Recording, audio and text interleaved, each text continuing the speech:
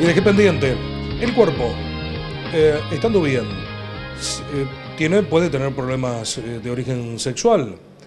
¿Hasta dónde repercute nuestro organismo, nuestro todo, nuestros balances completos de no tener ningún tipo de enfermedad, ni hipertensión, ni diabetes, ¿verdad?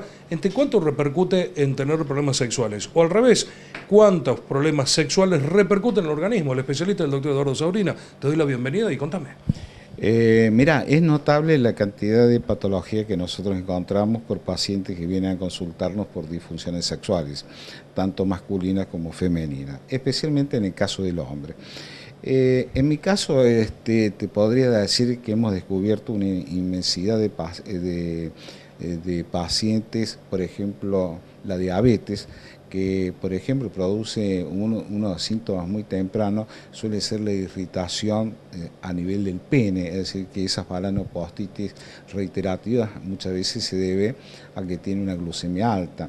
Otras veces también, como yo sigo considerando que todas las enfermedades sexuales se deben tratar científicamente y como cualquier otra patología, estudiarlo exhaustivamente. También nos hemos encontrado con pacientes con picos de tensión arterial que han sido asintomáticos.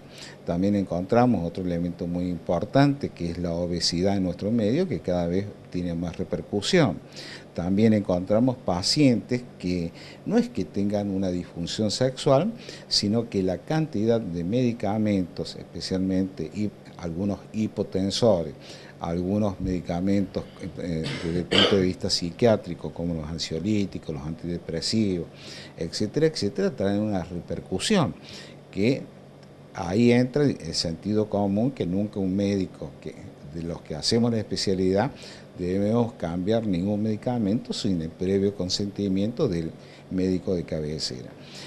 Otra de las grandes preguntas que pacientes que vienen a la consulta y que cuando superan los 45 años creo que es totalmente obligatorio el examen de la glándula prostática, porque no solo podemos detectar precozmente un cáncer de próstata, sino que también hacemos prevenciones de algunas cosas, porque por ejemplo, pasados los 50 años, hay una patología que podemos decir que es un mito, una enfermedad, etcétera, etcétera, está en discusión todavía, que es la andropausia. En la andropausia generalmente hay una disminución de los niveles de testosterona y que generalmente se reflejan con una pérdida del deseo sexual.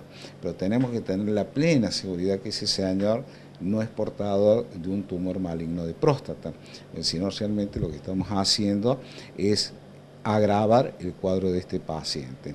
Otras veces nos encontramos también con pacientes que están tomando una serie de descongestivos prostáticos y que traen severas alteraciones. Una de esas es finasteride, muy común. Otras veces gente joven que viene a la consulta y pregunta: doctor, tengo una disfunción sexual. No me diga nada, usted toma finasteride 1 miligramo. Así, para la caída de cabello se está usando mucho esa dosis.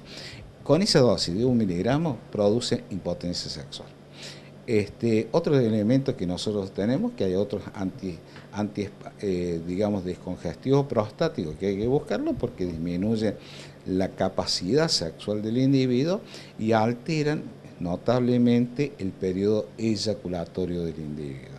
Es decir, es muy importante la historia clínica del paciente, verlo cada una y también ponernos en la segunda parte, independientemente del examen y antes de pedir todas las cosas, no es lo mismo tratar un paciente que tiene una pareja estable y un paciente que no tiene una pareja estable, especialmente en una patología hipercomún que es la eyaculación precoz, que hoy, después de muchos años, hemos comprendido que la eyaculación precoz no solo tiene un componente, siempre se decía que era netamente psicológico, y hoy sabemos que está relacionado con dos elementos. Uno, desde el punto de vista orgásmico, que es la hipersensibilidad del glande, y otra sustancia que tenemos en el cerebro que se llama serotonina.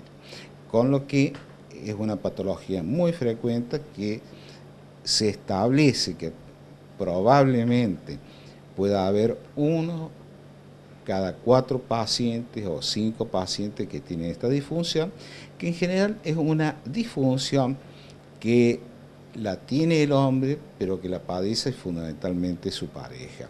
Entonces siempre hay que ver su contexto, es decir, yo en mi vida no he conocido un paciente igual a otro, ni una pareja igual a otra. Así que por eso creo que digamos, los que hacemos este tipo de especialidad nos obliga a tener un grado de compromiso no solo con la urología, la ginecología, la endocrinología, la psicología, porque es mantener, digamos, todos son elementos que se introducen y fundamentalmente no hay patología orgánica que arrastre un componente psicológico o una severa patología psicológica arrastra un problema orgánico.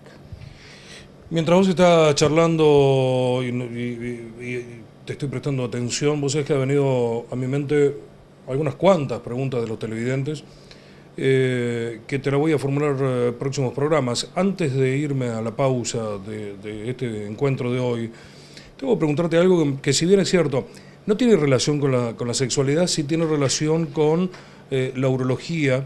Y es una consulta que he tenido de un televidente sobre el cáncer de testículo, porque siempre hablamos de cáncer de próstata, de cáncer de mama, cáncer de acá, cáncer, pero el de testículo es como que no existe, y de hecho que existe. ¿Qué podemos decir al respecto rápidamente? Bueno, debemos decir que gracias a Dios los índices de tumores de testículo son muy inferiores a, por ejemplo, el cáncer de próstata. Por lo menos eso nos da una tranquilidad, pero fundamentalmente debemos pensar que los tumores de testículo deben ser precozmente diagnosticados y que fundamentalmente puede presentar el paciente ser asintomático, pero el paciente puede relatar una sensación de peso en uno de los testículos, otras veces un aumento de tamaño, otras veces un dolor, etcétera, etcétera. Por eso es imprescindible que ante cualquier tipo de duda, además que son órganos totalmente accesibles a la palpación, entonces que el paciente siempre, como a la mujer se dice, que se haga su examen de mama, etcétera, el paciente en cualquier momento se puede examinar sus genitales y ante la más mínima duda consultamos. Y ahora la pregunta tonta, que es la pregunta que se hace del millón y es una curiosidad mía. ¿Por qué ante un golpe duele tanto? ¿Tan vascularizado, tanta sensibilidad hay en los testículos? Sí, una hipersensibilidad bastante exquisita, además que se dermatiza con una gran facilidad y para colmo demora mucho para volver a su tamaño normal. Es decir, que los traumatismos hay que cuidarlos y fundamentalmente siempre yo le digo a la gente que practica especialmente ciclismo, equitación, los que andan permanentemente en moto, que tienen que tomar las precauciones porque digamos, tanto el apoyo que hacen sobre, digamos, sobre el asiento, lógicamente que traen algunos inconvenientes. Hay una serie de autores estadounidenses que no están de acuerdo con la utilización de la bicicleta en el caso del hombre. ¿Pero puede llegarse hasta la esterilidad por culpa de ello? No, pero puede producir pequeños traumatismos paulatinos que se dan a nivel de los cuerpos cavernosos que con el tiempo van a dar sus repercusiones. Hasta la próxima, Eduardo, gracias. Gracias a vos. Dije antes de la pausa, no, el cierre, hasta la próxima semana.